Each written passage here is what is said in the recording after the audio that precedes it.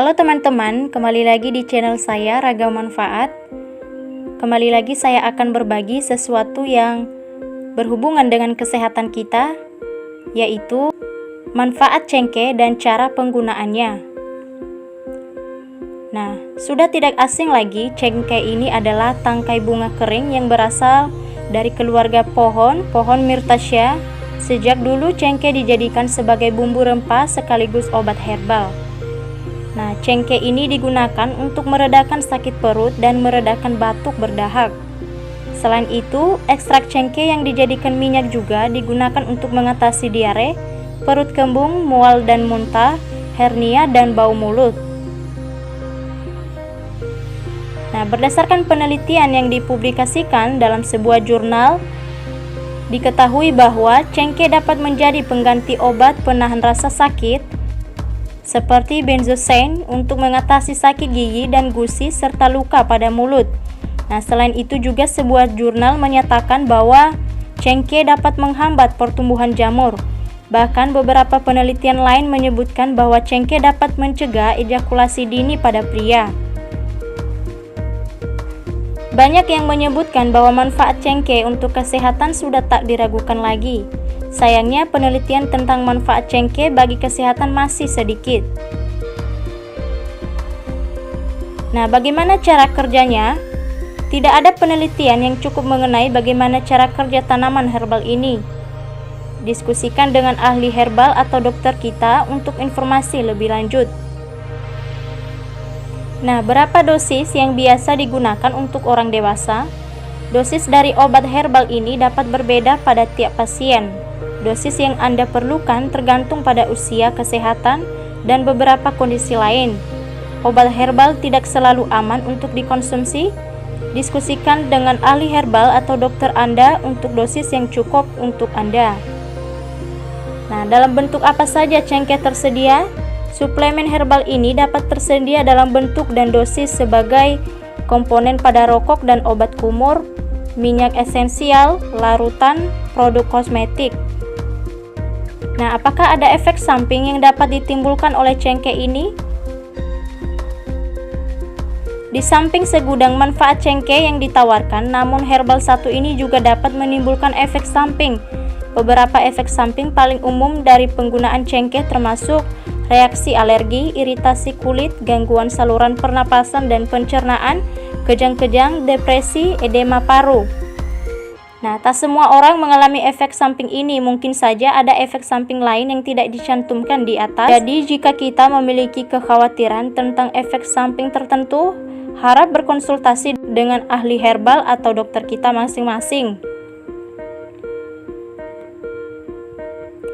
Nah, bagaimana keamanan yang harus dilakukan sebelum mengonsumsi cengkeh ini?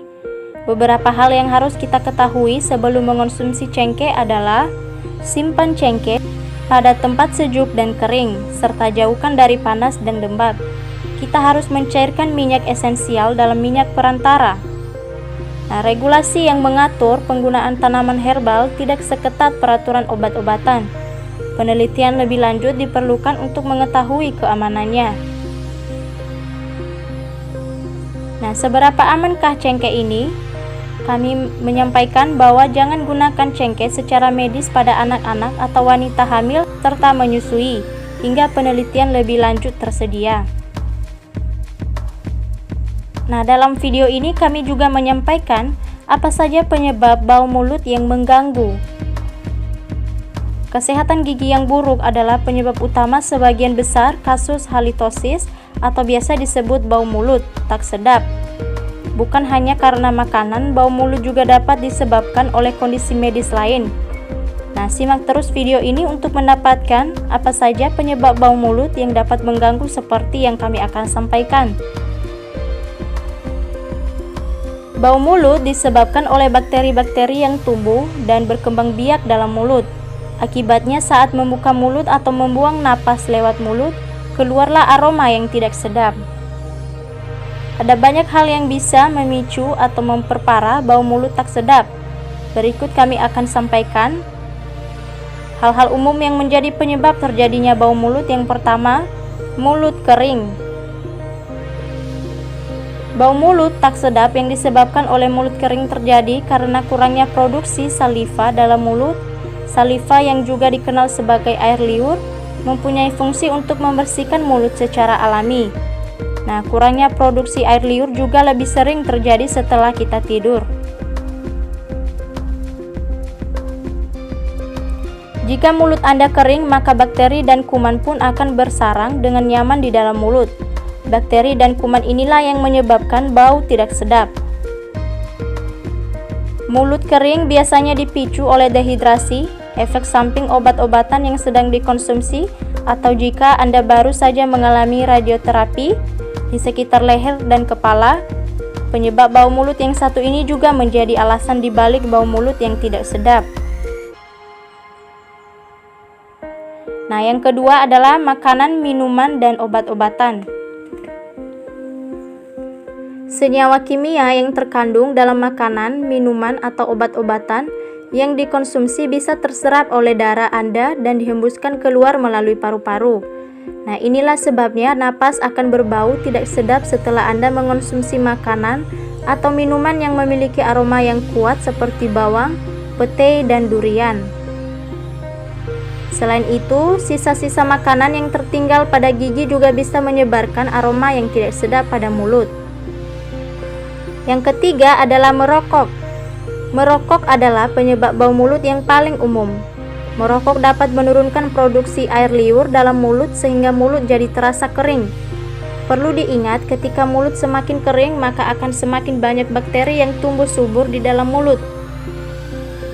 Terlebih lagi, tembakau dari rokok juga dapat meningkatkan resiko penyakit gusi.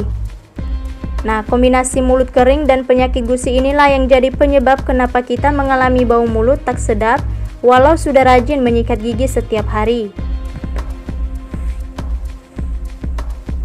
Yang keempat adalah tidur dengan mulut terbuka dan mendengkur.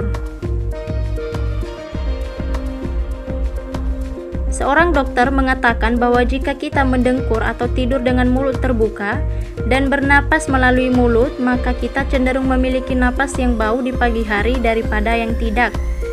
Nah, kedua situasi tersebut membuat mulut lebih rentan kering sehingga bakteri tumbuh lebih banyak.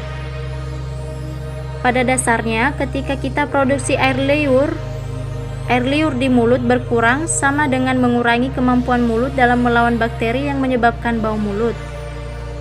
Walaupun penyebab utama terjadinya kondisi bau mulut adalah kebersihan gigi serta mulut yang tidak terjaga, kita juga bisa mengalami bau mulut karena penyakit-penyakit tertentu seperti penyakit gusi, kanker, alergi, diabetes, penyakit liver, gagal ginjal, candida albicans, reflux asam lambung kronis, dan infeksi mulut, hidung, atau tenggorokan. Jadi marilah kita menjaga kesehatan tubuh kita supaya kita bisa memberikan kenyamanan bagi diri kita sendiri dan orang-orang yang ada di sekitar kita. Semoga bermanfaat. Jangan lupa mencoba dan dukung channel ini dengan cara like, komen, dan subscribe serta share sebanyak-banyaknya.